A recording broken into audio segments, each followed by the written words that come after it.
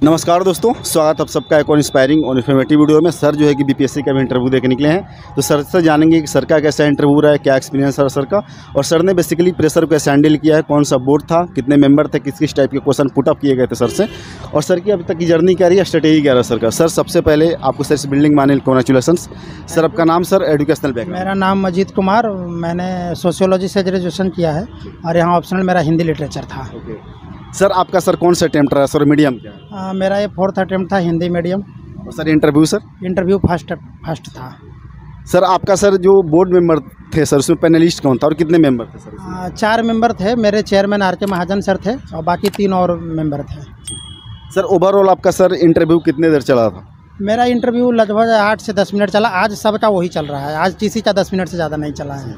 आपने कितने % क्वेश्चन का जो है कि रिस्पॉन्ड किया और कितने % क्वेश्चन आपने ही मतलब मैंने 1-2 क्वेश्चन सोशियोलॉजी से अटेम्प्ट नहीं किए और 2 क्वेश्चन करेंट से अटेम्प्ट नहीं किए। बाकी मेरा इंटरव्यू मोस्टली चला, ये तो बिहार में पर्यटन पर क्वेश्चन पूछे गए थे कि अगर कोई डेलीगेशन आता है या आपके मित्र बाहर से आते हैं तो आप उनको बिहार में कहाँ घुमाएंगे, उस पर ये चला था। उसके बाद मेरा ऑप्शनल हिंदी साहित्य पर मेरा इंटरव्यू चला, तो उसमें मैंने सारे क्वेश्चन के जवाब दिए। सर सोशियोलॉजी सर आपने सर ग्रेजुएशन कर रखा है, सर हिंदी साहित्य सर आप ऑप्शनल रखे हैं, सर इसके पीछे का लॉजिक थोड़ा बताएं। इसके पीछे लॉजिक समाज से जुड़ाव था, तो सोशियोलॉजी तो ले लिए थे, पर चूँकि मैंने 2011 में ग्रेजुएशन किया था, उसके बाद जॉब मैं 8 साल से जॉब कर रहा हूँ, 8 साल से ऊपर से, तो बाद में इंटरेस्ट शिफ्ट हो गया। सोशियोलॉजी तो बिल्कुल छूट ही गया था, SSC के प्रिपरेशन करके मैं गया था। तो बाद में हिंदी साहित्य में रुचि थी तो हिंदी साहित्य पढ़ने लगा। फिर जब यहाँ प्रिपरेशन में आया तो उसी को रख लिया ऑप्शनल में, क्योंकि उसकी मटेरियल की उपलब्धता ज़्यादा है, सोशियोलॉजी के मटेरियल थोड़े से कम मिलते हैं। और एक इंटरेस्ट की भी बात रही, सोशियोलॉजी की भाषा मुझे पसंद नहीं है, थोड़े थिंकर से पढ़ना। हाँ, वो रटन तो थोड़ा सा रटना पड़ता है, हिंदी थोड़ा सा मजा आता है पढ़ने में, तो इस वजह से हिंदी रखा। ओके सर, आपकी सर एजुकेशनल सर परफॉर्मेंस की बात मैं जानना चाहूँगा। जैसे कि इंटरव्यू सर आपने दिया, सर सिविल सर आप तैयारी कर रहे हैं, सर पढ़ाई लिखाई में कैसे थे, इंटेलिजेंट थे, ब्राइट थे, कैसे? ना मीडियम स्टूडेंट था मैं, कोई ज़्यादा नहीं, मतलब सिंपल वो 60% वाला, मतलब बिल्कुल डल भी नहीं था, कोई अच्छा भी नहीं था, मतलब मीडियम स्टूडेंट था। सर आप सर अभी कहाँ पे जॉब कर रहे हैं? मैं अभी जयपुर में हूँ। जयपुर में सर कौन से सर्विस में? मैं डाक विभाग में हूँ। हेलो एवरीवन, वीडियो में आगे बढ़ने से पहले आपको अनअकैडमी के UPSC CSE GS mega combat live scholarship test के बारे में बताना चाहूँगा। ये टेस्ट 29 मई को मॉर्निंग में 11 AM होगा। ये करंट अफेयर्स स्पेशल टेस्ट है, जिसमें अनअकैडमी के टॉप एडुकेटर्स इसे तैयार करेंगे। इसमें 250 लकी पार्टिसिपेंट्स को 10,000 रुपीज़ तक अमेजन गिफ्ट्स वाउचर मिलेंगे। इन डेप्थ वीडियो सोल्यूशन मिलेगा। ये हिंदी और इंग्लिश दोनों लैंग्वेज में होगा। इसमें इनरोल करने का लिंक इस वीडियो के डिस्क्रिप्शन में है और आपको SW100 कोड का यूज करना है इसमें इनरोल करने के लिए।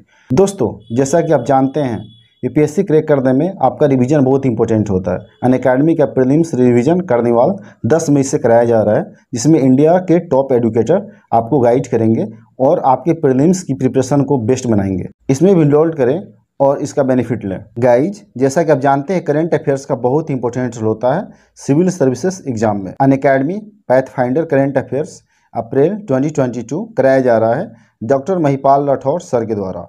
ये हिंदी और इंग्लिश दोनों मीडियम में है। इसमें 25 MCQs होंगे और ये एवरी सैटरडे इवनिंग में 5 बजे होगा। पैथफाइंडर करंट अफेयर्स का लिंक वीडियो के डिस्क्रिप्शन में है और ये बिल्कुल ही फ्री है। दोस्तों, एक और इंपॉर्टेंट इन्फॉर्मेशन आप लोगों को दे दूँ। Unacademy T20 daily current affairs test series फरवरी 2022 free test series for UPSC CSE। ये मंडे टू फ्राइडे इवनिंग में 7:30 बजे प्रशांत धवन सर द्वारा कराया जाता है। इसमें 20 MCQs होते हैं, इसे 30 मिनट में आपको सॉल्व करने होंगे। ये हिंदी और इंग्लिश दोनों लैंग्वेज में है। इसे भी आप जरूर ज्वाइन करें। इसका भी लिंक आपको वीडियो के डिस्क्रिप्शन में मिल जाएगा। तो दोस्तों, अनअकैडमी के बहुत सारे ऑफर्स के बारे में मैंने बताया। इनमें इनरोल करने के लिए लिंक डिस्क्रिप्शन में है और जहाँ भी आपसे कोड मांगा जाए वहाँ SW100 का यूज करें। Thank you so much. Okay sir, service के साथ सर आप कैसे सर टाइम निकालते थे? ऐसा कंसेप्ट है एस्पिरेंट के अंदर कि 18 घंटे टाइम निकालने पड़ते हैं पढ़ाई के लिए, तो सर आप सर्विस के साथ कैसे सर इसको मैनेज किया? देखिए, मैं एक स्पष्ट बात बताऊँ। सबसे पहले बात तो कि 18 घंटा कोई पढ़ नहीं सकता, जो भी बोलता है झूठ बोलता है। दूसरा, अगर पढ़ लिया तो पागल हो जाएगा। तो ये जो भी बोलता है झूठ बोलता है। कोई भी पढ़ने वाला बच्चा 8 से 10 घंटा रेगुलर पढ़ता है, लेकिन कोई नौकरी करने वाला आदमी 3-4 घंटा ज़्यादा नहीं पढ़ सकता। तो मैं भी वही 3-4 घंटा पढ़ता हूँ। तो मेरा फोकस सिलेबस पर रहता है कि सिलेबस कंप्लीट कीजिए, क्योंकि क्वेश्चन सिलेबस से ही आने हैं। प्री की बात रही तो प्री में 4 सेक्शन पर फोकस करता हूँ। हाँ, हिस्ट्री पर, साइंस पर, करेंट पर और बिहार स्पेशल, इन 4 पर फोकस कीजिए तो आपका रिजल्ट कोई नहीं रोक सकता। और जो बात रही मेंस की, तो मेंस में 2 चीज़, पहला आप सिलेबस से टॉपिक उठाइए, उस टॉपिक को कीजिए, नोट्स के भरोसे नहीं, बेसिक बुक से। उसके अलावा फिर आप प्रीवियस ईयर क्वेश्चन देखिए और उनको घर पे सोल्व कीजिए। आप कितना भी पढ़ लें, जब तक राइटिंग, मैं 3 बार जो मेंस फेल किया हूँ, तो ऐसा नहीं कि मुझे नॉलेज कम थी, इस वजह से कि चूँकि मैं जॉब था तो मुझे राइटिंग प्रैक्टिस का टाइम नहीं मिल पाता था। और जब तक आप राइटिंग प्रैक्टिस नहीं करेंगे, ये चीज़ आप मान के चलिए कि बिहार में पन्ना भरने से भी नंबर मिलता है, 36 पेज का रहता है। मेंस में पिछले बार ऐसा होता था कि मैं 26 पेज 28 पेज ही लिख पाता था, क्योंकि प्रैक्टिस नहीं थी, हाथ दर्द करने लगता है। इस बार मैंने प्रैक्टिस की तो इस बार मैंने 34-35 पेज लिखा, तो इस बार रिजल्ट हो गया। पहले 2 बार मैं, एक बार 15 नंबर से रह चुका हूँ, एक बार 3 नंबर से मैं रह चुका हूँ। तो वो चीज़ें मतलब आपको प्रैक्टिस तो करनी पड़ेगी, क्योंकि आप कितना अच्छा जानते हैं इससे कोई लेना देना नहीं, आप कितना अच्छा लिखते हैं आपकी कॉपी उससे जांच होगी। तो राइटिंग प्रैक्टिस तो आपको करना पड़ेगा। राइटिंग प्रैक्टिस के लिए आप कोचिंग वगैरह का जो मॉक होता है वो भी ज्वाइन कर सकते हैं। सर प्रीलिम्स के सर थोड़ी सी सर बुक लिस्ट आप बता दीजिए, कंटेंट वगैरह सर, चूँकि सर आप जयपुर में हैं, राजस्थान में हैं, वहाँ सर आपके लिए सर आरपीएससी की प्रिपरेशन करना आसान है कहीं ना कहीं, क्योंकि वहाँ पे कंटेंट अवेलेबल है। बीपीएससी का उसका नामो निशान नहीं है। लेकिन सर कैसे आपने सर रिसोर्सेज सर गैदर किया उसको कैसे? बीपीएससी में जैसे देखिए, जो बेसिक बुक है, जैसे हिस्ट्री के लिए स्पेक्ट्रम हो गया, उसके अलावा लूसेंट एक थोड़ा सा रामबान किताब है। बहुत ज़्यादा क्वेश्चन लूसेंट से कवर नहीं होता, लेकिन 40-45 क्वेश्चन ऐसे होते हैं ना कि जो लूसेंट से कवर हो जाते हैं। उसके अलावा मेनली तो करेंट के, अगर आप ऐसे डायरेक्ट करंट देखें तो 30 क्वेश्चन, बिहार करंट से 7-8 क्वेश्चन, कुछ पॉलिटी में करंट रहेंगे, कुछ इकोनॉमिक्स में रहेंगे, कुछ ज्योग्राफी में रहेंगे, मतलब मिला जुला के 50 क्वेश्चन करंट से हो जाता है। तो करंट के लिए मैं मैगजीन फॉलो करता हूँ। पहले मैं प्रतियोगिता दर्पण पढ़ता था, आजकल में एक उत्कर्ष का आता है। उसके अलावा यूट्यूब पर बहुत सारे जो डेली करंट करते हैं। सर चैनल का नाम थोड़ा बताइए, एस्पिरेंट को थोड़ा जानकारी। यूट्यूब पर मैं एग्जाम गुरु से करंट देखता था, एग्जाम गुरु विजय गुप्ता सर करके हैं, तो उनका मैं करंट देखता हूँ यूट्यूब पर। और उसके अलावा बिहार स्पेशल नॉलेज के लिए अलग अलग चैनल, जैसे एजुटेरिया हो गया, या मतलब मैं कोई ऐसे चैनल का नहीं हूँ कि सिर्फ मैं टॉपिक, मुझे जिस टॉपिक से देखना है उस टॉपिक को मैं सर्च मारता हूँ, उसका 3-4 वीडियो देख लिया, ताकि अलग अलग कंसेप्ट क्लियर हो जाए। आप एक चैनल के भरोसे आप नहीं रह सकते, तो मेरा यह स्ट्रैटेजी रहा है। सर मेंस में सर ऐसा राइटिंग जैसे कि बात आपने करा था सर, तो सर उसके लिए सर आपने क्या स्ट्रेटेजी सर फॉलो किया? सर जैसे कि आप सर मेंस में कहीं ना कहीं अच्छा नहीं कर पा रहे थे, 3 अटेम्प्ट तक आप मेंस लिख रहे थे लेकिन नहीं हो पा रहे थे। इस बार सर आपकी स्ट्रेटेजी सर क्या आपने चेंज किया और बेसिकली सर उस पर कैसे आपने काम किया? स्ट्रैटेजी चेंज, पहला चीज़ तो ये किया कि मैंने लिखने की प्रैक्टिस है, जिससे पन्ना ज़्यादा भर पाया। ये आप मान के चलिए यूपीएससी नहीं है, बीपीएससी में पन्ना भरना पड़ता है।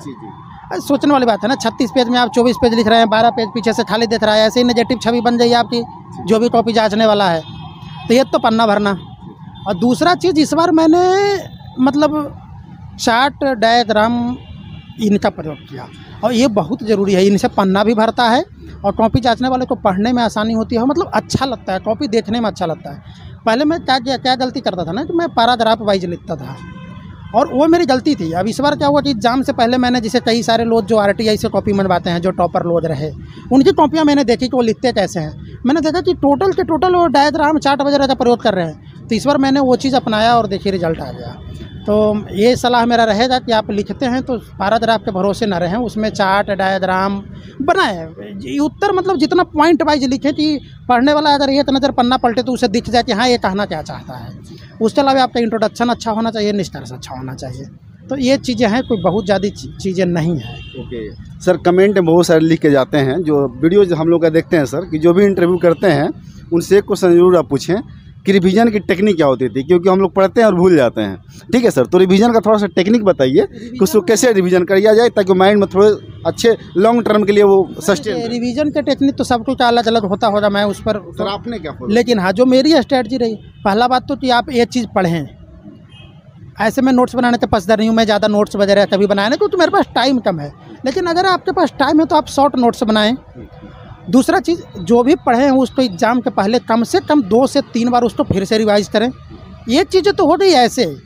ये चीज़ होती है मतलब माइंड के स्तर, माइंड में एक चेतन मन होता है, एक अवचेतन मन होता है।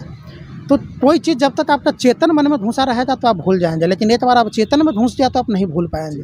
तो उसके लिए क्या करना चाहिए ना, कि जब भी आप कोई चीज़ पढ़ें, मान लिया कि आप 1 घंटा कोई टॉपिक पढ़े, उसके बाद आप कुछ भी करें, चाहे आप नहा रहे हो या खा रहे हो, कुछ भी कर रहे हो, आप जो पढ़े हैं ना उसको मन में दोहराइए अपने आप। तो जब आप मन में किसी चीज़ को दोहराते हैं तो वो अब चेतन मन में चला जाता है। फिर आपको ऐसे याद न भी रहे, जब आपको प्रश्न आएगा, जब ऑप्शन आएगा तो वो चीज़ें आपको याद रह जाएंगी। तो माइंड का रिवीजन बहुत आवश्यक है। आप किताब देखते तो रिवीजन कर ही रहे हैं। जिस समय आप न पढ़ रहे हो, आप कुछ भी कर रहे हो, आप खाना बना रहे हो, आप ऐसे ही लेटे हुए हो, आप मतलब खाना खा रहे हो, नहा रहे हो, तो वहाँ आप उसको माइंड में जो भी आप आज पढ़े हैं ना, उसको आप रिपीट कीजिए अपने आप के, क्या क्या पढ़े हैं, ऐसे पन्ना आपको घूमना चाहिए दिमाग में, तो वो चीज़ जो है सब फिक्स हो जाती है। तो जिस आदमी के पास भी समय कम है ना, वो सिर्फ रिवीजन के भरोसे रहेगा तो उसका काम नहीं चलेगा, उसको ये माइंड वाली रिवीजन करनी पड़ेगी। ये बहुत अच्छी टेक्निक है, ये मेरा आजमाया हुआ है और भी कई लोग उससे मैंने सुना है कि ये काम करता है और मेरे साथ तो काम किया है। सर फिर से सर जो 67th बीपीएससी प्रीलिम्स का एग्जाम होगा, क्योंकि सर कैंसिल हो गया था, सर इस वर्ष विश करता हूँ आपको उसमें बैठने की नौबत ना है, आपका फाइनलिस्ट में सर नाम है, ठीक है। लेकिन सर जो बैठने जा रहे हैं 67th बीपीएससी प्रीलिम्स में, मान के सर 2-2.5 महीने के बाद होगा, तो उसमें सर किस पर स्ट्रेटेजी क्या होनी चाहिए अभी?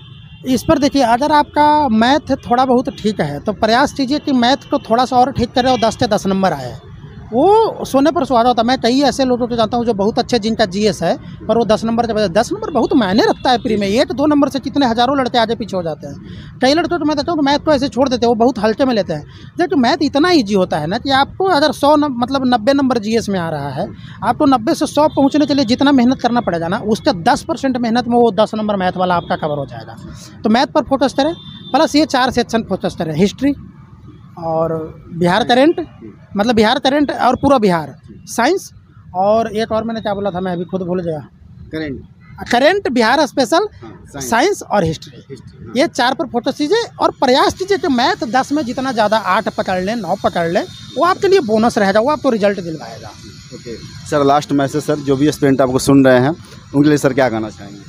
जो इंटरव्यू के प्रिपरेशन के लिए सुन रहे हैं उनको बस यही कहूँगा कि ज़्यादा लोड मत लीजिए। आप जो पढ़े हैं अभी तक पर्याप्त है। मैंने बहुत पढ़ा, जितना पढ़ा उससे उसका 10% भी नहीं पूछा गया।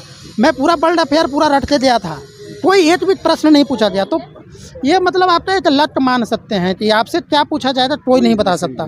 पर बेसिक यही है कि आप अपना डीएफ पर काम करें, है ना, आप अपना ग्रेजुएशन का सब्जेक्ट, ऑप्शनल के सब्जेक्ट तैयार रखें, और अगर जॉब करते हैं तो उससे रिलेटेड जानकारी रखें। और चौथा में कि आप करेंट इशू पर थोड़ा सा, लेकिन इसके लिए अगर आपकी तैयारी नहीं हुई है किसी इंटरव्यू, परसों इंटरव्यू, तो बहुत ज़्यादा टेंशन लेने की ज़रूरत नहीं है, क्योंकि क्या पूछा जाएगा किसी को नहीं पता है। जो पूछ ले भगवान भरोसे चलिए। Okay sir, thank you so much sir. ईश्वर से विश करता है फाइनलिस्ट नाम है, ताकि सर आपके सर एक बार मिल के सर प्रॉपर इंटरव्यू कर सर। शुक्रिया सर। धन्यवाद।